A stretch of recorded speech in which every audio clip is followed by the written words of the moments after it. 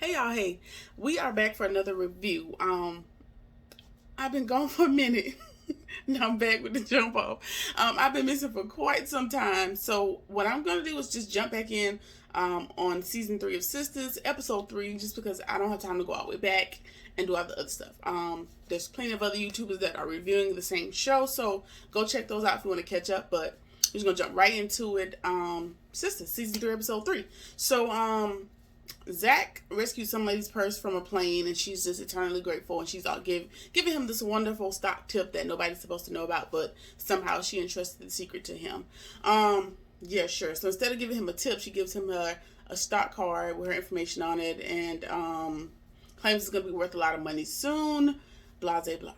Moving right along. So Maurice wants to talk to Sabrina about Calvin's empty bank accounts because somebody has stolen his checks and his accounts are empty. Sabrina is still pouting because she had sex with Jacoby and she regrets that she did so because Calvin walked in. Or showed up unannounced. Whatever. Alright, so she's still pouting. She's in the office. She don't want to open the door. Jacoby knocks on the door next, claiming it to be about work. She lets him in and he apologizes for them hooking up. And so now they're just going back and forth between the blame game, like who started it, who put the most pressure on, like. And he told her, yeah, he kind of put a little bit of vibrato in there to coax her into hooking up with him, but she wanted to. She wants this bad boy image that Calvin can't provide her. So you got what you wanted, sis. Live with it, deal with it. So they're blaming who did what, and Jacoby runs her like, yeah, you called me over, so what's the problem? Like, are you upset because you enjoyed yourself, or are you upset because Calvin knows that you enjoyed yourself? What's really the problem? Child, again, Sabrina, sickening. She's sickening at this point. She needs to grow a pair. Sheesh. All right, moving right along. She tells him that he needs to be professional, and at this point, since that line has been crossed, erased, kicked, and moved to the side, ain't no such thing as professionalism. So she's trying to help him with whatever the accounting issue is, and it's very awkward, because at this point, there's no more professionalism. You crossed the line. This is why you don't. That's why there's an expression where you don't crap where you eat. You don't mix the two together. You don't hook up with your coworkers. You don't do stuff like that, because when things don't go how you imagine them to be, shit gets awkward. So yeah, that is where they're at in this situation. So yeah, Gary calls Fatima and invites her to the photo shoot in support for Andy, and it's some sort of surprise, and he wants to make sure that Fatima, as well as all the other girls, are there. I can pretty much tell you what it's going to be, but we'll get to that a little bit later. All right, so Fatima goes in to talk to Andy, and of course Andy's being a brat as usual because she feels like Fatima put her in the issue with Gary and Karen, which Andy, what in the hell Fatima got to do with? Fatima met Zach under different circumstances, and it ain't her business. She don't have no problem with that. She don't have a problem with Karen. She didn't know who Karen was. Honest mistake. It's gonna be all right. Whatever. But what she does do is she gives Fatima the officer's card that came to help them out with the incident with Jasmine trying to kill them both, and she wants to file a report over the phone. Fatima asks, like, okay, what's going on? Why you filing a report? But Andy doesn't want to get into it because she's made this asinine promise to Gary that she's gonna keep her friends out of her business. Don't know how, when it's a little too late in the game for that, because they're all kind of intimately intertwined and involved at this point. But okay, girl, sure, keep your business to yourself, because that has failed you very well so far. Okay, cool. All right, so Andy doesn't want to tell Fatima about the incident, but she she keeps it to herself. She gets a little attitude about it. If I wanted you to know, I would have told you by now. Okay, girl, I done saved your ass on plenty of occasions, but if you say so. Yeah, so Fatima's now suspicious of Gary's motives and why he's pressing to get her to this photo shoot. Andy's holding back. Blah, blah, blah.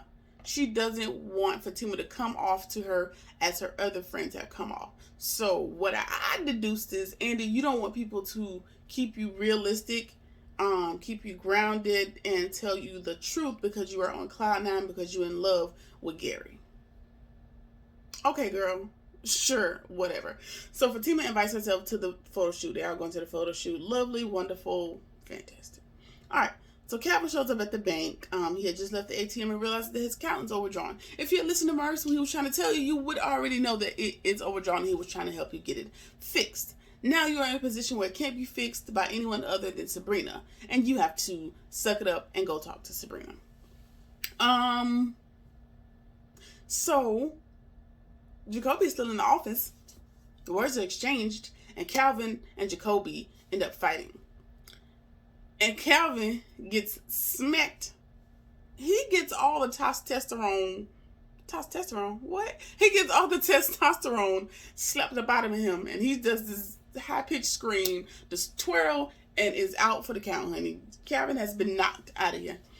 Jacoby done knocked his ass out, and now everybody's just trying to get him out of there. Jacoby has to now be suspended. Sabrina's upset that he done knock Calvin out, and it's just way too much going on at the place of employment. Like, y'all can't do this like at the house. Y'all trying to mess up my paycheck. It's not for me, but however y'all want to work it out. Yeah. So Jacoby's suspended. Calvin is currently unconscious, and that's where we are with the situation. Now, that does lead me to believe, Maurice, I know that Calvin's accounts have been compromised, but did he really need to come in? Did he really need to see Sabrina? And did you set this up for them two men to get into it again? Because you are one for drama as well as Sabrina. Let's just put that on the table. But okay, we'll just go with it. All right. Fatima is back in Andy's office because the client is in the conference room, and Fatima doesn't really like this client. It doesn't sit well with her spirit that he's trying to take all of this lady's money, even though he started out as like a caddy or something. He didn't start with much, but he's trying to take this lady for everything she owns. So she leaves him in there, and they let him sit a while because he's obviously a prick of some sort, and nobody really likes him at the law office. We'll get back to him soon. All right, so back at the bank, Calvin is still laid out cold. Maurice somehow wakes him up, and he gets up dazed and confused, and he's trying to fight. Sir, the fight is over. Why are you swinging? The fight is gone. We in the 8th round, and the fight is over, and you getting up swinging. Sir, relax. You done got your ass beat. Just call it a loss. He claims he got sucker punched.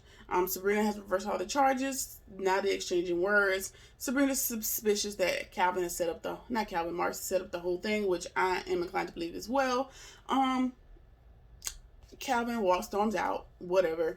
Maurice reminds Sabrina that she's the common denominator in all of this. So whatever the drama is, you're the center of it. So don't put this on Maurice too tough, because all of this is because you just do whatever your friends say, or it's so naive that you're swayed by whatever the current person talking to you says and considers that fact.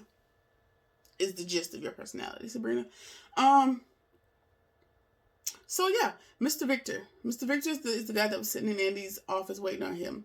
I think it's his name. I don't know. He's worried because he needs to pay his rent, and that she's going to leave him with nothing. He leaves now, and as he leaves, here comes Zach strolling in. He wants to talk to Fatima because she's not answering his calls. She asked him for some time to sort out her feelings, but in my opinion, he can't seem to respect that. She didn't say that they were totally done. She told him, I don't appreciate being lied to. I want you to leave so that I can sort out what this is. I'm not going to take the truck. You can still get to work. I'm not kicking you out of the program. I just need my time. Well, Zach, I guess he considers this some sort of invitation because he still tries to kiss her and still tries to force his way in. And, basically, I'm still coming by your house tonight. You just need to be ready. And it's giving very much stalker. It's giving very much, I don't know how to take no for an answer. It's giving very much, I don't respect what you asked me to do. You asked me for time. I don't give a damn. I still want you. And that's how I feel. That is how Zach is appearing in this episode, which is concerning, to say the least. So yeah. All right, so Andy is back in her office, and Fatima comes back in there. I don't know why they're running all up and through these people's law office. I wish I would take the drama outside of the place of business, but okay, girl, we move back to Andy's office. Fatima comes back in and says that she likes Zach just not for Karen. Basically wanted to make her final stance on this whole love triangle, square, rectangle situation they got going on, and tells her, while I would never betray my best friend Karen, I just want you to know that I do like Zach. I just don't like him for her, which is okay at this point. At this point, they don't need to be together. It's all right. As long as they square away with what's owed to people, blah, blah, blah, just wash it at this point. Because, child, y'all is borderline about to kill each other, and it don't make sense. So she wants out of the whole triangle at this point, which, all right, cool. You giving sound advice, but you're not taking it at this point, but don't we all? Whatever. Maurice is talking to Calvin, and he's still mad that Jacoby knocked his ass out and claims that he's tired of Sabrina. He's tired of talking about the whole situation. And Maurice tells him that he's tired of it too, and he thinks it's time for everybody to just move on, wash their hands, and be done with it. Calvin takes that as some sort of instruction, as some sort of commandment, and he storms out and goes back to Sabrina's house. Sir, have you not learned to stop walking up on Sabrina? First, you found Jacoby at her house, then you get knocked out by Jacoby, and you're going to storm back into her space? I think you should send a text. I think you should send a carrier pigeon. At this point, a message in a bottle would even work. Just stay from around that lady, because it never fails well for you. That's all I want to say. All right, so Andy's at the photo shoot in what appears to be a wedding dress. And at this moment, I knew Gary was setting up a surprise wedding for Andy, which is sweet and all, but why? Like, it feels very much you're trying to force this lady to get married to you because, emotions are heightened, people's family and friends are present, and they're more inclined to say yes. I don't like it. I don't appreciate it. And I hope she says no. How about that? All right, cool. All right, so, she's talking to Fatima, and Fatima telling you look great in that dress. The pictures are coming out good because the model never showed up. So Andy's the standing model. And Nancy tells her that she wants to buy that dress for her real wedding. And Fatima's like, girl, real wedding? Do you still think about marrying Gary? And she just kept her mouth closed, but her face was like, okay, girl, real wedding. Sure. To Gary. Ew. So the rest of the girls walk in. Everybody trying to figure out how they got there and realize that Gary sent them there in support of Andy. The photographer claims that he has a wild, unimaginable idea for them to put on bridesmaids dresses and a model, and that the spread is going to be fabulous, and he's going to pay the girls. That is all Danny needed to hear to be on board, is that she's getting paid, so we're all on board at this point. But none of the girls really feel right. Like, nobody's truly excited except Danny because she's getting paid, and Sabrina because she's always wanted to do some sort of modeling. So yeah, Danny just won $500. Karen and Fatima end up chatting on the side, and Karen is still salty about the situation. Don't really know why, sis, because why? Zach just paid you $5,000 on your $77,000 balance. We're making a step in the right direction. He has a car. He has a place to live. He's all the things that you said he wouldn't be. He's doing good. He's with somebody. Maybe he ain't with her no more. I'm not sure how that dynamic with Fatima's going to go. But the moral of the story is, it's okay. It's okay to not be so mad. Just relax.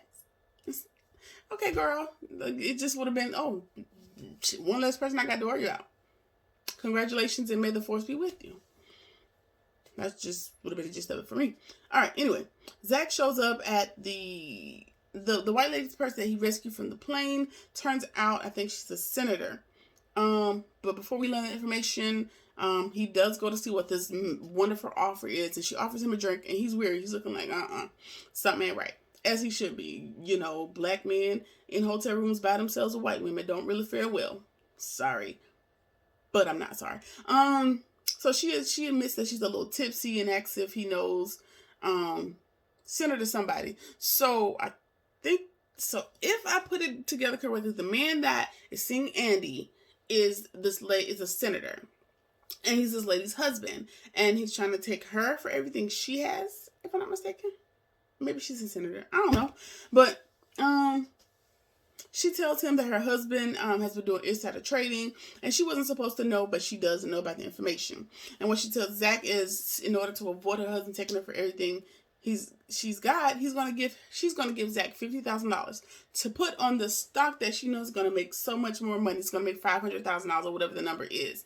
That money's going to flip in 48 hours, but he has to the end of the next day to, you know, cash out money orders and buy the stocks. And it's just not sitting well with me either. Because sis, why don't you just create a fake email account and just buy your own stocks? Like unless he's the particular brand of stock himself. For example, if Microsoft has stocks, if he's not the person that's posting Microsoft stock and doing that type of trading, how would he know that it's you? And for two, what's the importance of it not being you? It's something very sketchy. And why does he have to get money orders in $10,000 increments? Also, don't like it. I don't like it at all. So Zach feels the same sentiment. She comes to her husband's going to take everything. He don't believe it. And Zach don't want to part. Zach's like, you know, I'm backing out slowly, sis. Matter of fact, she asked him if he wants another drink. He's like, no, I don't want this drink. You can have this one back. I don't want nothing else. I don't want no parts. I was never here because something ain't in the milk ain't clean. Exactly, Zach. I'm glad you used your head out of there. I'm glad you used your head on that one is what I was saying. All right, so the girls are taking pictures and Danny needs her money up front. She's like, all right, so do I get paid immediately after this? Like, what's up? What's going on? Which I feel you same, Danny. Like, if I'm getting paid, like, what's the contract? How soon am I getting paid? You know what I'm saying? Like, what's the turnaround time? So, as they're there taking pictures, Andy's standing there with a model groom, and Gary walks in his little tuxedo child. He steps in on the photo shoot, tells the model dude that he has it from here, and that this is a proposal equipped with a minister, and the girls are still not with it. Same. I don't like it. This is a proposal. If this is a proposal, why are we in wedding attire? Which means that this proposal and wedding is all going to happen in the same day. Now, I did see on the internet where that happened, and it worked out beautifully. Worked out magically for those people. May the Lord bless you and keep you. However, in this instance, Gary, it still doesn't rest well in my spirit. So, I don't know. I haven't figured out the greater motive that Gary has here, because it's always something with that damn Gary. But, yeah, we'll see what happens. In the next episode, there's probably going to be a fight between the girls trying to whisk Andy away to tell her to say no, and Gary whisking her the other direction to say yes. So we'll see what happens with that tug of war. So that has been season 3, episode 3 of Sisters on BET. Okay, so I think I'm going to be a little bit more consistent from this point on out. Maybe y'all can kind of like harass me a little bit if I don't. I don't know how, because, you know, not that many people be watching, but I appreciate the people that do be watching. Anyway, my consistency is coming back. So like, comment, share, subscribe, whatever you feel like doing, and I will see y'all in the next video. Peace.